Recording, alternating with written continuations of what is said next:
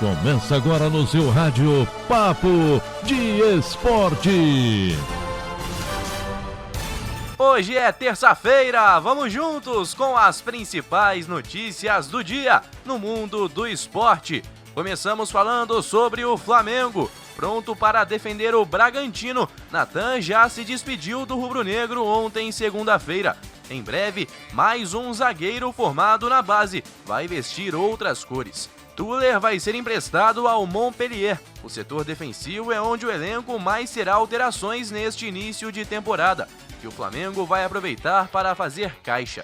Caso as duas equipes efetuem as compras de Natan e Tuller, o valor chegará perto de 45 milhões de reais, metade do que o Flamengo ainda tem que vender este ano para alcançar a meta do orçamento. Por Natan, de 20 anos, o Flamengo vai receber 5 milhões de reais pelo empréstimo até dezembro, mas o contrato também prevê a obrigação de compra no valor de 22 milhões de reais, caso ele atue em 20 partidas oficiais pelo time de Bragança Paulista.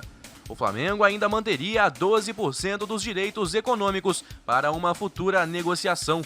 Tuller se reapresentou no Ninho na segunda-feira, junto com o restante do grupo principal, mas a tendência é de que não seja mais utilizado.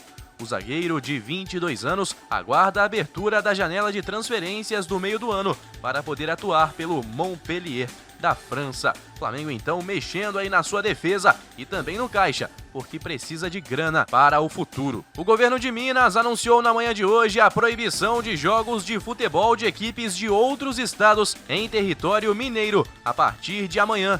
Minas entra nesta quarta na onda roxa do Minas Consciente, programa de enfrentamento à Covid-19, com medidas mais duras para tentar conter o avanço da pandemia, válidas por 15 dias. Abre aspas, seria muito incoerente a gente tomar uma medida tão dura e tão restritiva como essa que estamos tomando no estado e permitir que jogos de outros estados acontecessem aqui, em Minas Gerais. Fecha aspas. 3 jogos de outros estados estão marcados para Minas a partir de amanhã.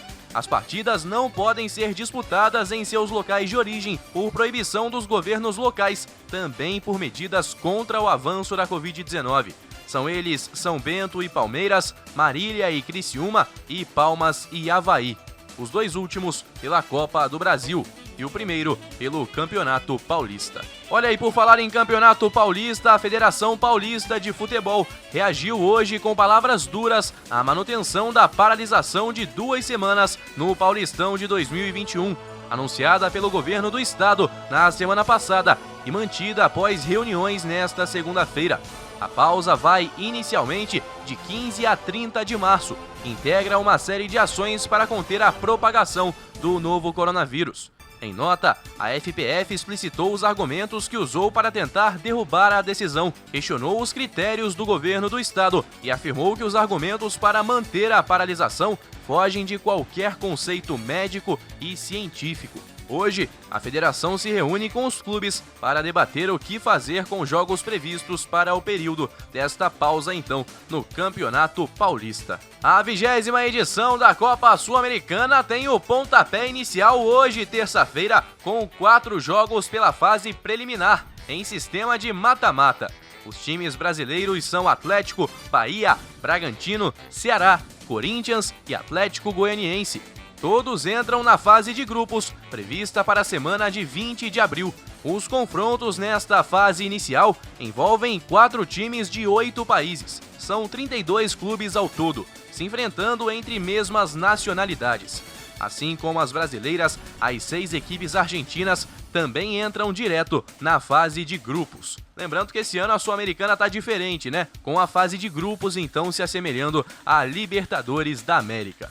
E por falar em Libertadores, tem jogo hoje. Às 7h15, com a vantagem do empate, o Santos entra em campo para visitar o Deportivo Lara da Venezuela. A partida acontece em Caracas, no Estádio Olímpico de La UCV. No jogo de ida na Vila Belmiro, o Santos venceu por 2-1, com gols de Vinícius Balieiro e Kaique. Com a vitória simples, o Peixe pode até empatar na Venezuela, que avança para a terceira fase da competição. Lembrando que nos torneios da Conmebol ainda existe o critério de gol fora de casa e por isso, caso o Deportivo Lara vença por 1-0, quem se classificam são os venezuelanos. E hoje o Grêmio também entra em campo, com a situação muito mais tranquila, cômoda, com o Grêmio praticamente garantido na próxima fase.